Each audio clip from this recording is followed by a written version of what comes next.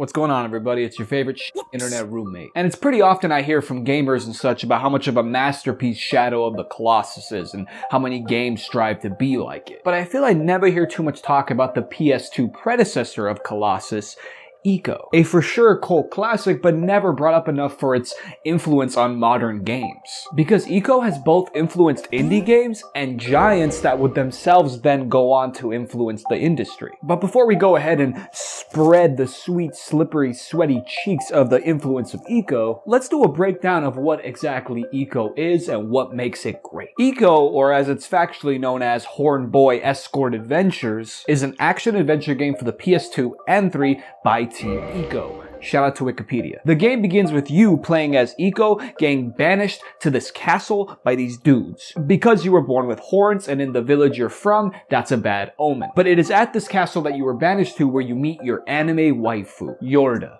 who is the daughter of the queen of this castle, who's trying to use Yorda to extend her own lifespan. And thus the main gameplay is you, aka Ico, aka Horned Boy, holding your anime waifu Yorda's hand and helping her escape the castle, while assisting Yorda with platforming obstacles, puzzles, and keeping her safe from these shadow creatures. And while Ico's gameplay can be described with a paragraph and its combat literally be boiled down to hit the bad guy with your stick, that isn't what makes Ico great. It's more about how Ico uses these simple mechanics to tell its story and how it connects its gameplay to the connection of the characters. Ico uses gameplay to portray emotional storytelling, telling a story in a way that only games can. But you can't talk about Ico without talking about its passionate director, who got inspired to make Ico after seeing a Japanese commercial of a woman holding a young boy's hand. 4 months afterwards, he presented a concept trailer for Ico to Sony, which he created all by himself. Before Ueda became a gamer, he studied as an artist. In fact, he was the one who painted this beautiful cover art of the game, which perfectly encapsulates the vibe of Ico. So of course, here in the West, let's just say they didn't use that one. But I do believe Ueda's background in art is what makes Ico's style and aesthetic still hold up today. I feel like after we left that era of gaming where every game was trying to be like dark and serious and realistic and specifically the color brown, that people look back at these dark games and think they can't be beautiful, that you need vibrant colors to look interesting. But I think Ico clearly shows why that's not the case. Ico is very much a dark game full of desaturated colors, but it's still beautiful. That gorgeous bloom look and surreal character design is all part of that unique minimalist Ico aesthetic. The foreboding architecture of the castle itself. It's such a grand structure, but it's empty, so it feels lonely and desolate. And the way the architecture is designed, it tells a story, a history. And when you're inside the castle exploring it, and it has this fixed Locky 2-ass camera that lets you look around, but just barely enough to where the only thing you can see is how much higher the ceilings are than you are, and the scale just makes you feel minuscule and tiny, which only adds to the oppressive atmosphere of the castle, but it only makes you want to explore it more. Ico's atmosphere is wholly unique. There's not too much like it that gives me the same feeling of it. Its main aesthetic is influenced by artists like Giorgio De Chirico, which if you look at his paintings and compare it even to the cover of Ico, the influence is pretty obvious. But it's also inspired by the architect who then later turned into a painter, Gérard Trignac. His illustrations give that exact same feeling of scale and isolation that this castle does. It gives me a similar vibe to Miyazaki's Castle in the Sky. There's just something about like forgotten, overgrown with vines, like abandoned castles, especially if they're like floating in the sky. That is just my shit, man. That's my aesthetic right there. And watching that movie as a kid filled me with all this wanderlust of wanting to explore a castle like that. And Ico and really all of Ueda's games, they give you that ability to explore every nook and cranny of those types of areas. You can traverse these infinite bridges and reach the deepest depths of the castle and hang on the actual windmills. It gives you the ability to explore locations that feel like they should only exist in paintings. And the coolest part is this castle is one entire interconnected level. So at points, you'll be able to see areas you've already been and areas you will eventually go to, which makes the castle feel that much more real. But outside of the aesthetic, I think one of the most important things that Ico has done for modern gaming is Ico's main design philosophy that was coined by Ueda, design by subtraction, which is basically removing any element that interferes with a game's story or its world, pretty much only keeping the elements that make the game special. Originally, Ico both had more complex enemies and a more complex combat system, and even more areas than just this castle. But he removed all that because he felt it took away from the main point of the game, which is this. Now, while I do think he went a little too far with it, I still think this idea is valuable, especially in a time like now where every game is like, okay, so what did the last big open world game have that our game didn't have? Climbing? Okay, throw it in. To the point where a lot of those games are kind of losing their identity. It doesn't even feel like you're playing a different game, just the same game with a different skin. Hello gamers, I hope you're ready for our new exclusive coming to the Soldier console, Horizon Ghosts of Assassin's Creed Redemption: The Wild Hunt. But here, it's just Ico.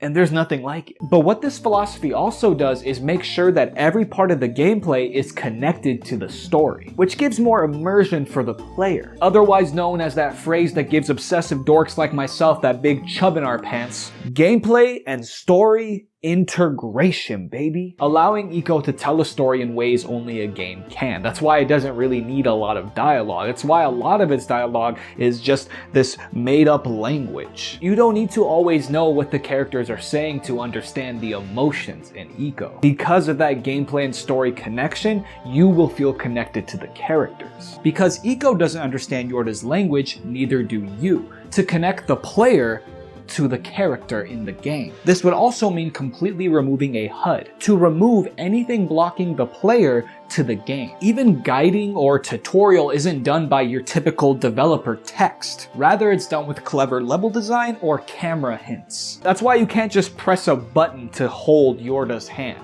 You need to hold R1 to hold Yorda's hand. To further connect the player's actions on the controller to the character actions on the game. Even that simple combat I talked about. You remember, anime flashback now! Hit the bad guy with your stick. That's okay because the combat isn't the focus. This relationship is. Even when you are in combat, the point is never to defeat all the enemies and watch out for your health bar. No, there is no health bar, and the enemies aren't even focused on you. They're focused on grabbing Yorda. And the only way to lose in Ico is to fail at saving Yorda. So when you're in combat, you're not thinking, let me whoop these shadows. You're thinking, let me protect Yorda. Again, emphasizing this relationship and connecting your feelings to the character's feelings. If you were doing some S-rank Devil May Cry combo then the fun of doing that would take away from the idea of saving Yorda. It would not emphasize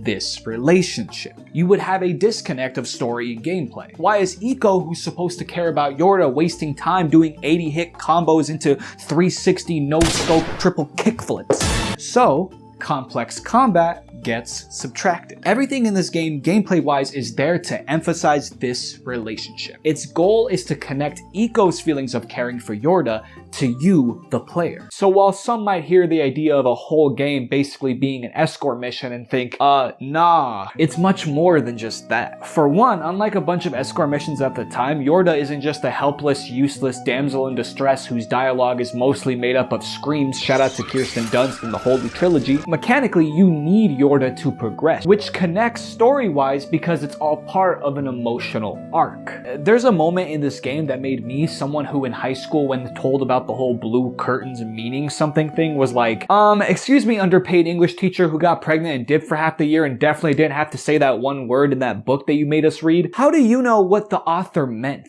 To then, after experiencing this moment, I got it. I understood. At the very beginning of the game, I caught myself thinking, oh, this is just going to be me holding Yorda's hand, dragging her around, helping her with everything. But slowly, as you play through the game and you realize how much things you need her for, you connect to her more. And at some point, I started thinking like, wait, are they trying to like tell an emotional connection kind of story just through gameplay. But then of course I was like, nah. That could only be true if at some point in the game Yorda helps me by holding my hand. The blue curtains means the character is depressed. By the midpoint of the game, Yorda attempts to catch your hand to save you. And by the very end of the game, Yorda saves you completely, showing story-wise an entire emotional arc. But that arc is only stronger because most of the gameplay was you holding Yorda's hand, helping her. And now with the gameplay and story connecting in that way, it makes the emotions and character growth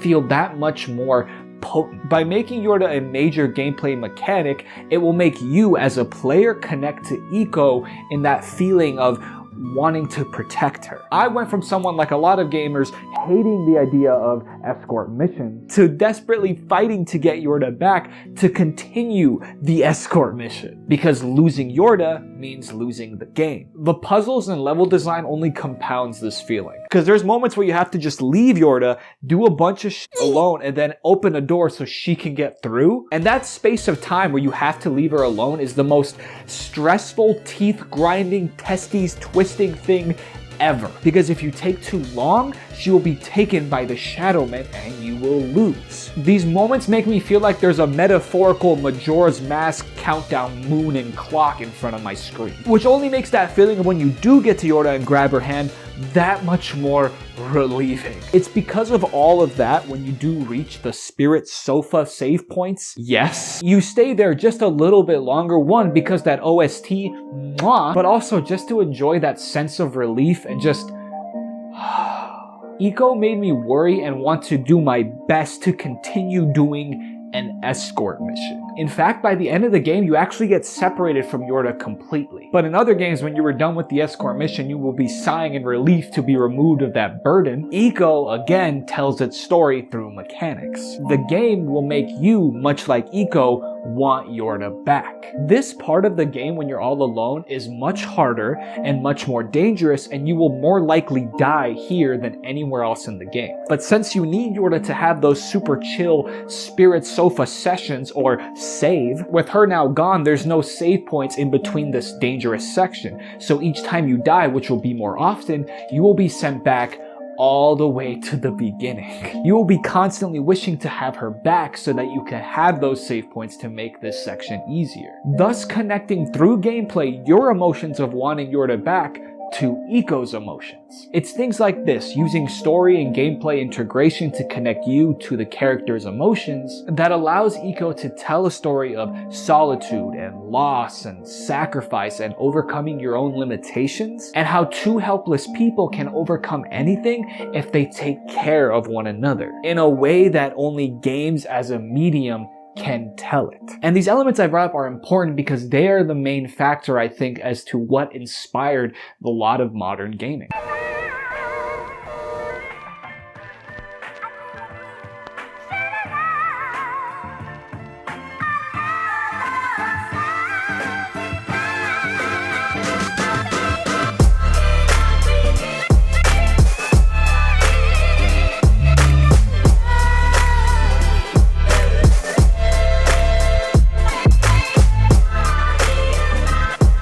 This whole minimalist approach of making a game about an idea and subtracting anything that dilutes from that idea is seen all over by pretty much any game from that game company. Games like Flower or games like Journey, for example. Just look at the presentation, the lack of a HUD, the lack of any sort of outward tutorial, the scale of the architecture compared to you giving that lonely feeling. Josef Fares. The director of A Brother of Tale of Two Sons cites Iko as an influence. And it's pretty obvious just by a glance. The way it tells an emotional story, mainly just using gameplay elements, the environments, its level design. Even the way you save is by sitting together at a bench.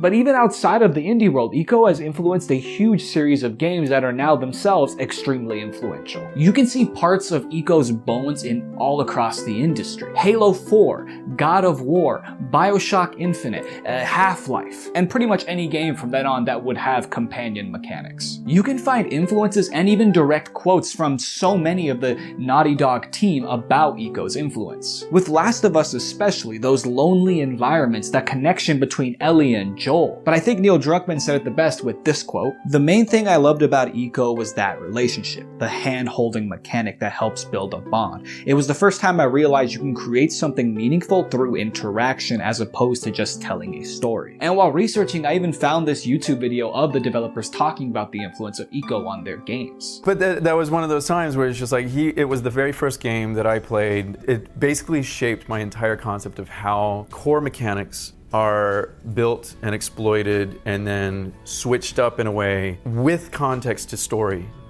and how those two things parallel each other, and then to come out with an emotional impact that made me cry. I cried. It was the first game that I ever played where it's just like I'm in with the controller in my hand and I'm crying, and I'm just like, a game did this. And that shaped my entire concept of design. It was cited as an influence for Prince of Persia: Sands of Time, a reboot of the game that Ueda himself was inspired by to make Ico. Even the Zelda series takes huge influences from Team Ico's games. And some of you might have heard this through Breath of the Wild taking influence from things like Shadow of the Colossus. But just one look at one of my top 3 Zelda games, Twilight Princess, and you see the clear influence that Ico had on it. The look of the Twilight and its creatures. The story of emotional connection between two characters helping each other grow. The Nintendo E's marbled speaking of Midna. The way they use Bloom to build the game's aesthetic. In fact, Aonuma has actually stated that him and Ueda are friends and that Ueda actually sent him a copy of The Last Guardian. But even outside of gaming, the legendary Mexican director Guillermo del Toro, who himself has cited games as a big influence to his films, has said that he sees Ico and Shadow of the Colossus as masterpieces and examples of gaming's artistic potential, and quite beautifully compared the disregard for gaming as an art form to the way previous gens viewed comic books. It's a medium that gains no respect among the intelligentsia, and most people that complain about games have never played them. Gaming naysayers are a little out of touch because games are an art form. Man, talk about a quote that makes you feel seen and get hard at the same time. But I think the most impactful influence Ico has had is on the Souls series. The creator of Souls and Our Husbando, Miyazaki, has said that if not for Ico, his games would not exist. We're talking about modern masterpieces here: Sekiro, Bloodborne, Elden Ring, and the winner of the Golden Joystick Awards ultimate game of all time, Dark Souls. And all of their influence on modern gaming that legit created a sub-genre of gaming would cease to exist if not for Ico. Zadie Miyazaki has said that Ico had such a profound effect on him that it made him change career paths, leaving a higher paying job to then make video games. All because of Horned Boy protecting waifu with stick. Because it's so much more than just that. It's a clear example of why video games are art. You can see the clear influence of Ico from Demon's Souls all the way to Elden Ring. The way they insist on making every part of the gameplay connect to the story through things like lore and item descriptions and such. The atmosphere, the vibe, the beautifully dark, desolate worlds. Even the architecture of Souls has that same feeling that Ico does of a long forgotten mythology or history. Even that very clever way that these games do level design. It happens in mostly all their games, especially in Dark Souls 1, but that sort of 3D Metroidvania interconnected type of level that constantly weaves in and out of itself, and you can see areas that you are going to go to or areas you've already been to, is all something Ico did even before Souls. I think it's no surprise that Demon's Souls, the first of the Souls games that Miyazaki would work on, had its final moments in this beach section really reminiscent of how the beach looks in Ico. And just in general, the way that these games try to tell their story through gameplay. I am not exaggerating when I say it was the game that changed my life, and I am proud that it was Ico and it was Ueda's game. And look, Ico is not a perfect game, that's not what I'm trying to convey, but it's special and unique in a way that influenced gaming forever. And I wanted to make this video to give Ico its deserved flowers in the more mainstream, casual discussion of gaming. And who knows, maybe we'll get a future remaster the same way we got with Shadow of the Colossus, which can hopefully help even more people see the brilliance of Ico. And to this day, I still haven't felt something quite like the castle of Ico just falling apart at the very end of the game. While it was considered a commercial failure, its legacy will live on for much longer as one of the most foundational games in video game history and one of the most important video games ever.